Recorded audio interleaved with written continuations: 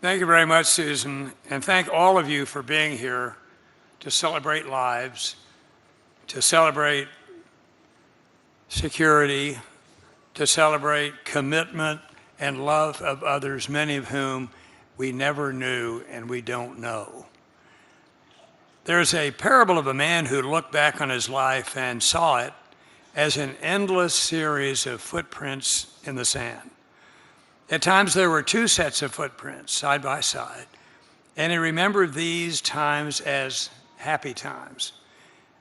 At others there was but one set of prints, the times of sadness and pain.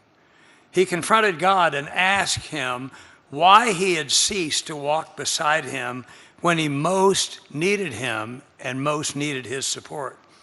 Why, he wondered, had God abandoned him? And God answered, "But my son, those were the times I was carrying you." He carries us today, cup gently in his hands. April 19th, 1995 was a day of horror and tragedy. It was unbelievable for those of us who were here and there to comprehend that the devil himself walks the earth and murdered 168 of our neighbors and friends, wounded 700 of our neighbors and friends, caused damage or destruction to 320 buildings, marred the face, scratched the face, bloodied the face of the capital city of Oklahoma. It was incomprehensible that we could see and understand what was occurring. And we wondered, how were we all going to stay together without mutual suspicion and mistrust, and how could we do that? But we did. The Renaissance of Oklahoma, and by the way, I checked this morning, how long is a generation? A generation is 25 to 30 years.